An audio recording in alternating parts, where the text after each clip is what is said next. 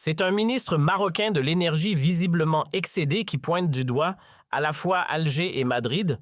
Pourquoi? Parce que l'Espagne a refusé de faire transiter le gaz algérien vers le Maroc, provoquant un sérieux coup de chaud dans les couloirs du pouvoir à Rabat.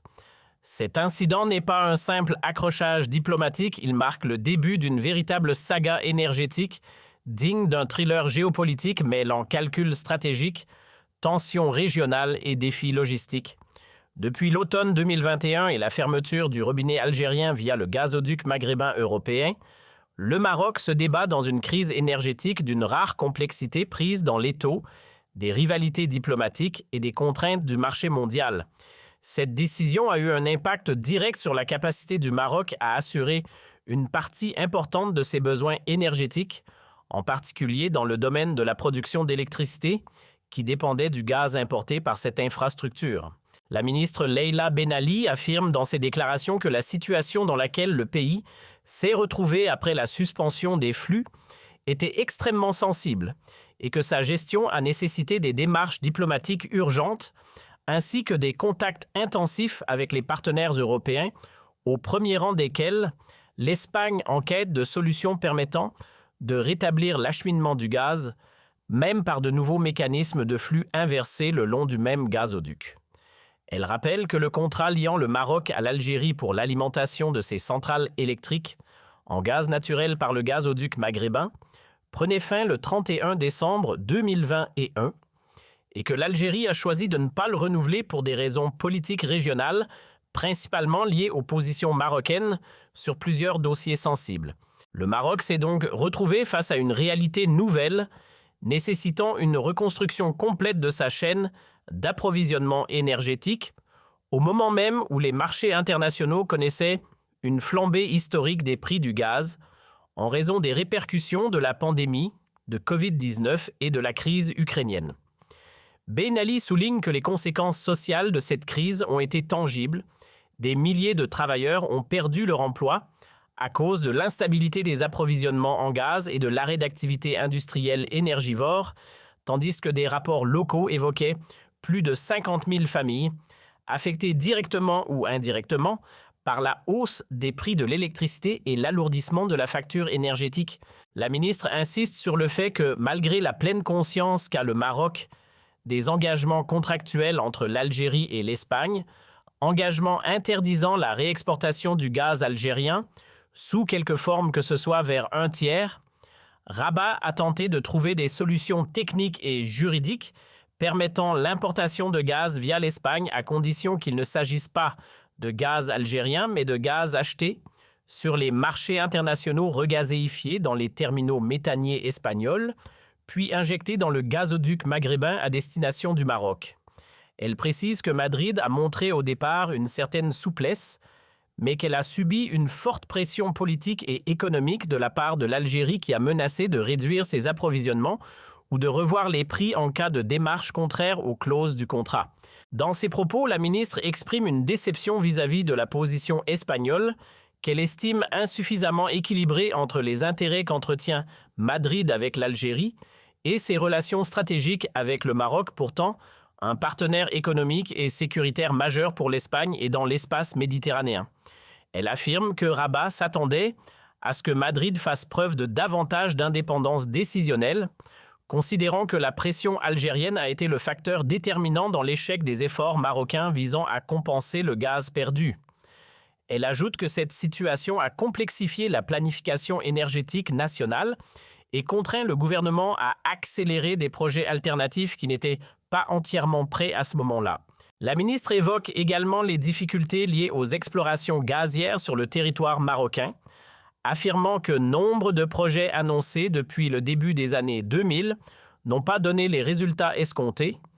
et que les réserves avérées de certains gisements demeurent limitées par rapport aux besoins nationaux. Elle estime indispensable de réorganiser le secteur de l'exploration minière et énergétique selon de nouvelles approches reposant sur une gouvernance transparente et une gestion professionnelle des données géologiques et des contrats d'exploration. Elle précise qu'un travail est en cours pour établir pour la première fois un registre national unifié des ressources minières et énergétiques projet qui devrait être finalisé d'ici à la fin de l'année. Ce registre permettra aux investisseurs d'accéder à des informations géologiques détaillées, d'évaluer les opportunités et de mieux mesurer les risques. Elle ajoute qu'un des projets ayant connu des retards est celui du développement des gisements gaziers dans l'est du pays, où il était prévu de forer de nouveaux puits et de construire un pipeline de 120 km pour relier la production aux centrales électriques. Le projet a néanmoins été freiné par des problèmes de financement et par des risques géologiques que certaines entreprises privées refusent de supporter compte tenu de la rentabilité encore incertaine. Elle précise que le gouvernement a œuvré à attirer des sociétés marocaines privées capables d'assumer une partie de ces risques aux côtés de l'État, dans l'objectif d'accélérer le développement du secteur et de garantir un minimum d'autosuffisance à l'avenir. À travers ces déclarations, la ministre tente de présenter une lecture globale de la crise en assurant que le Maroc considère toujours la diversification énergétique comme un choix stratégique, que ce soit par le développement de projets d'énergie renouvelable, solaire et éolienne notamment, ou par l'investissement dans l'hydrogène vert dans le cadre de partenariats internationaux avec l'Union européenne. Elle affirme que le Maroc ne peut rester dépendant du gaz seul, malgré son importance, et que le pays œuvre aujourd'hui à intégrer gaz, pétrole, énergie nucléaire et énergie renouvelable dans un bouquet énergétique équilibré, réduisant sa vulnérabilité face aux fluctuations mondiales. Elle réitère que le Maroc n'a aucun différend avec le peuple algérien, que le différend est d'ordre politique, mais que cela n'empêche pas l'Algérie d'utiliser ses leviers économiques dans le cadre de ses relations avec Rabat. Elle ajoute que la décision algérienne de ne pas renouveler le contrat a eu un impact direct sur l'économie marocaine. Elle souligne également que l'insistance du Maroc à rechercher du gaz en Espagne ou en Algérie n'est pas une volonté d'escalade, mais une nécessité découlant de la forte dépendance historique du pays à cette source d'énergie et que la transformation de l'infrastructure énergétique requiert temps et investissement élevés. Elle identifie que le Maroc a été contraint, après l'arrêt des flux, d'acheter du gaz naturel liquéfié sur les marchés internationaux à des prix beaucoup plus élevés, de le regazéifier dans des ports étrangers, puis de le transporter par voie maritime, ce qui a augmenté le coût de production de l'électricité. Les chiffres montrent que la facture d'importation du gaz en 2022 a été multipliée par plus de 3 par rapport aux années précédant l'arrêt du gazoduc, ce qui a pesé lourdement sur le budget de l'État et sur les coûts de soutien à l'eau et à l'électricité, impactant ainsi le pouvoir d'achat des citoyens. Ben Ali identifie que des projets avancés sont en cours pour construire 2 terminaux de regazéification, l'un à Mohamedia et l'autre à Tanger d'ici 2050, ce qui permettra au Maroc de réduire dans l'avenir sa dépendance vis-à-vis des installations étrangères. Ces projets offriront une plus grande indépendance d'approvisionnement et permettront au pays de traiter directement avec les marchés internationaux sans intermédiaire, ce qui réduira les coûts et améliorera la performance du secteur électrique. La ministre rappelle également que le Maroc consolide ses partenariats africains autour du projet de gazoduc Nigeria-Maroc, un projet de plusieurs milliers de kilomètres longeant la côte ouest africaine. Elle affirme que, malgré son ampleur, ce projet offre des perspectives économiques et géopolitiques majeures, non seulement pour le Maroc, mais aussi pour de nombreux pays africains désireux de bénéficier du gaz nigérian et de développer des industries liées à l'énergie. Elle précise que les études techniques et financières se poursuivent et que le projet bénéficie du soutien d'institutions financières internationales, ce qui le place au cœur de la vision énergétique à long terme du Maroc. Elle conclut en affirmant que cette crise, malgré sa gravité, a constitué un moteur d'accélération des réformes et que le Maroc, malgré les tensions régionales existantes, continuera de développer son secteur énergétique et de diversifier réellement ses sources. Le pays ne sera plus dans l'avenir tributaire de décisions unilatérales d'un État tiers et la construction d'un système énergétique équilibré et durable demeure la seule voie pour garantir la sécurité énergétique et économique du Maroc dans les décennies à venir. Dans la continuité logique de l'analyse précédente et à la lumière des événements, il apparaît clairement que la crise énergétique que traverse le Maroc n'est pas un épisode isolé, mais plutôt un révélateur puissant d'une transformation structurelle touchant l'ensemble du paysage énergétique régional et international. La situation née de l'arrêt du gazoduc maghrébin européen, aggravée par les tensions politiques persistantes entre Rabat et Alger, ainsi que par le repositionnement stratégique de Madrid, constitue un tournant majeur qui oblige le Maroc à réévaluer profondément la conception même de sa souveraineté énergétique. Les déclarations de la ministre Leïla Ben Ali, empreintes à la fois d'amertume, de lucidité et de volonté réformatrice, témoignent d'une réalité complexe. L'ère où le Maroc pouvait compter sur une source relativement stable d'approvisionnement en gaz algérien est bel et bien révolue. Et il devient indispensable de tracer de nouvelles voies plus diversifiées, plus résilientes et mieux arrimées aux tendances mondiales. Cette crise a montré que les interdépendances énergétiques ne peuvent plus être appréhendées uniquement sous le prisme économique ou technique, car elles restent profondément influencées par les impératifs géopolitiques, les alliances fluctuantes, les rivalités régionales et les stratégies nationales de puissance. L'Algérie, premier exportateur africain de gaz naturel et fournisseur clé de l'Europe du Sud, a démontré sa capacité à utiliser l'énergie comme levier diplomatique, tandis que l'Espagne, tout en affichant son soutien politique à certaines positions marocaines, s'est retrouvée dans une position délicate contrainte de composer avec les clauses contractuelles qui la lient à Alger. Ce jeu triangulaire a révélé l'étendue des tensions qui fragmentent le bassin méditerranéen occidental et a mis en évidence la nécessité pour le Maroc de se doter d'outils internes capables de garantir une autonomie accrue face aux fluctuations externes. La réaction du Maroc à cette crise, bien que parfois entravée par l'urgence et la complexité des négociations, n'a néanmoins montré une volonté claire d'accélérer des projets d'infrastructure qui étaient auparavant envisagés mais rarement priorisés. Les terminaux méthaniers en cours de développement dans les ports stratégiques de Mohammedia et Tanger devront jouer un rôle central dans la sécurisation des flux énergétiques futurs, réduisant la dépendance aux installations situées à l'étranger et permettant au Royaume d'entrer de plein pied dans le marché mondial du gaz naturel liquéfié. La capacité d'un pays à regazéifier sur son propre territoire constitue désormais une variable clé dans le calcul de sa sécurité énergétique, surtout lorsque les voies d'approvisionnement terrestres sont exposées à des aléas diplomatiques. La crise a aussi permis de mettre en évidence les limites du potentiel gazier national, longtemps présenté comme une promesse susceptible d'atténuer la dépendance externe. Les explorations menées dans diverses régions du pays ont certes révélé l'existence de poches exploitables, mais en quantité insuffisante pour répondre aux besoins croissants de l'industrie et de la production électrique. Les propos de la ministre sur la nécessité de réorganiser la gouvernance du secteur minier et énergétique témoignent d'un réalisme salutaire. Sans une cartographie scientifique et exhaustive des ressources présentes dans le sous-sol marocain, sans un cadre contractuel cohérent et transparent, et sans une coordination efficace entre public et privé, les ambitions d'autosuffisance resteront difficiles à concrétiser.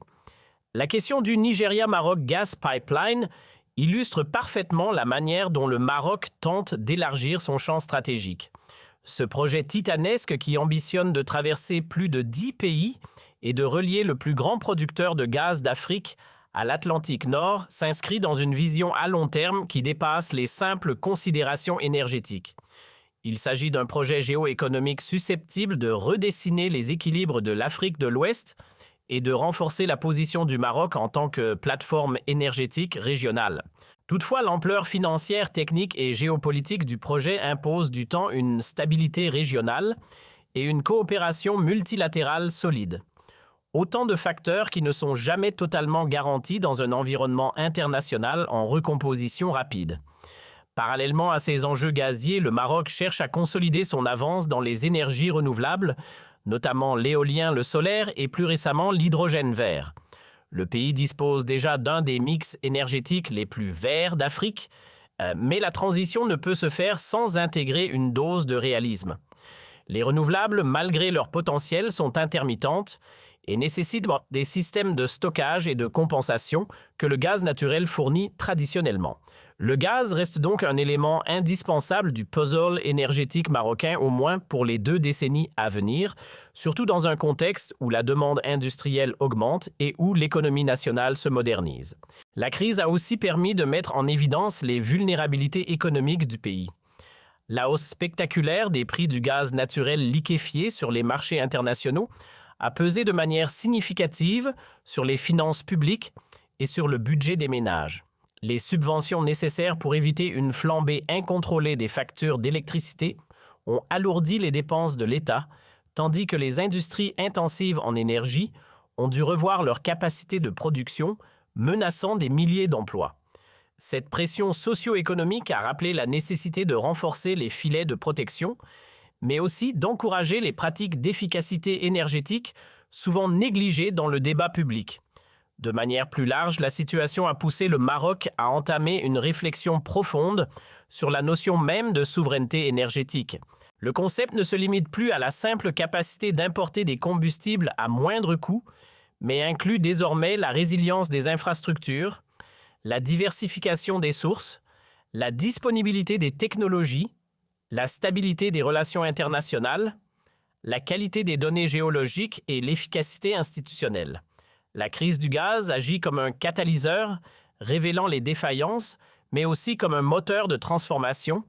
qui, à long terme, pourrait renforcer la position stratégique du pays s'il parvient à mener les réformes envisagées jusqu'au bout. Dans ce contexte mouvant, la relation avec l'Algérie continuera à peser fortement sur les équilibres énergétiques régionaux. Tant que les tensions politiques resteront vives, il est peu probable que les flux gaziers reprennent, ce qui oblige le Maroc à envisager un avenir où la coopération énergétique entre les 2 pays n'est plus un élément structurant. L'Espagne, de son côté, devra toujours jongler entre ses intérêts économiques, la nécessité de sécuriser son approvisionnement en gaz algérien et sa relation stratégique avec le Maroc. Cette triangulation complexe continuera à influencer les dynamiques méditerranéennes pour les années à venir. Ainsi, la crise énergétique que traverse le Maroc constitue à la fois un défi et une opportunité. Un défi parce qu'elle met en lumière la fragilité des dépendances anciennes et expose le pays à de fortes pressions financières et géopolitiques. Une opportunité parce qu'elle ouvre la voie à une refonte profonde du système énergétique national et à l'émergence d'une vision nouvelle plus autonome, plus diversifiée et plus tournée vers l'avenir. Le changement ne sera pas immédiat, mais les bases d'une transition décisive sont désormais posées. La ministre Leïla Ben Ali, par ses déclarations directes et parfois sévères, aura le mérite au moins de nommer les difficultés d'en dévoiler les causes profondes et de proposer un cadre de réflexion qui s'inscrit dans une approche globale et pragmatique.